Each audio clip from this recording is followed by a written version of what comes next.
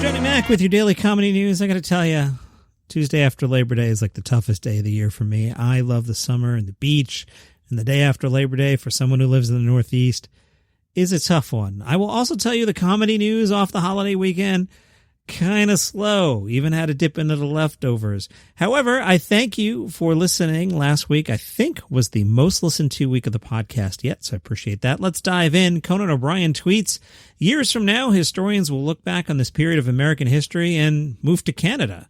Mark Norman said, 2020 is the only time my therapist actually recommends living in the past. Larry the Cable Guy tweets, a sex study on rats found that rats who wore tiny polyester pants mated less than rats that didn't.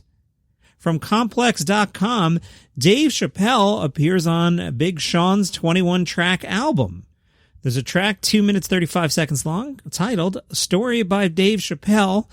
Dave tells some of his experiences in Sean's hometown of Detroit and his admiration for the rapper's father, James Anderson.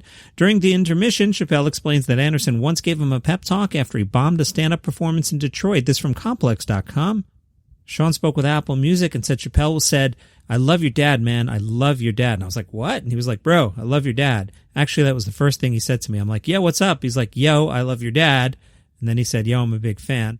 Sean continued and said, when I told Dave I was working on the album for Detroit, he was like, bro, not only will I do the skit, I'll come out and do a show with you. You know, I'll come out and support you just because I believe in you. So I appreciate him for being on that level of humility when he's who he is.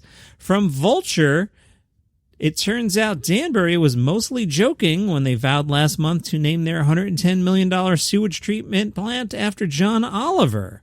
Until the town makes it official, John Oliver is lightly holding $55,000 in charity donations for ransom, telling Danbury he would give it to another Connecticut town if Danbury doesn't come through with the John Oliver Memorial Sewer Plant. John said, don't Danbury this up. So the mayor has now agreed to name the plant after Oliver under one condition. The mayor declared in a Facebook video, you must come here to Danbury and be physically present when we cut the ribbon. And I got to tell you, $55,000 is a little light for someone in the 1%, but a deal is a deal.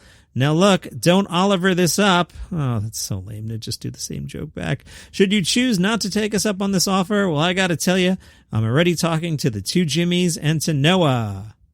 Also from Vulture, apparently Josh Gondelman spent a day being pressured into trying cocaine. Who was pressuring him? A bunch of comedians on Twitter. So the history here, comedian Matt Koff, a writer for The Daily Show and one of the writers behind the Trump Comedy Nerd Twitter account, has a long-running bit in which he tweets about cocaine. His earlier tweets were just general references to cocaine, but over the past several weeks, Koff has switched to simply asking over and over if he should try it. Since that interaction, support for Gondelman trying cocaine has been building within the comedy community on Twitter, including from Paul F. Tompkins, who created a Change.org petition called Get Josh Gondelman to Shovel the Driveway. Vulture reached out to Gondelman, who gave them a statement saying, I'm very flattered that so many members of the comedy community have offered me counsel on and access to cocaine use, but I'm afraid that their enthusiasm is misguided. No matter how many signatures Paul F. Tompkins accrues on his Change.org petition, it will not convince me to do hard drugs during Sukkoth with my friend Matt Koff in the men's room at Katz's Deli or any other place. But I will donate $1 per signature up to the goal of 1,000 signatures to the National Harm Reduction Coalition, which I hope my friends and bullies will take as a meaningful concession. And Gondelman did follow through on his promise and donated $1,000 to the National Harm Reduction Coalition. After the petition reached 1,000 signatures, Tompkins also donated $500 and told Gondelman on Twitter he will match his full donation, quote, after you and I do just a little bump. Beth Stelling told Splitsider she doesn't want to have to answer for male predators. Beth said, it's all kind of a blur and your mind oddly protects yourself, but a reporter brought up Louis C.K. and whether or not I felt safe at the Just for Laughs festival, basically hinting at the fact that I was public about my own intimate partner abuse and intimating that I would then have something to say about that. My response was, do you think when football players come off after a game, they're asked, how do you feel about Joe Paterno? Were you molested at any of the camps you were at? She's like, that's not what I'm saying, okay? But are you asking the male comics what they're going to do to make people feel safe in the green room? I guarantee you're not. For a long time, it was really tough for me to have these conversations because I was so triggered. And it's funny because I don't really identify with a lot of the rape culture terms. I think probably because I don't want to be associated with it. You don't want it to be your only thing at all. Who would? I'm a stand-up comic. I get plenty of attention on my own.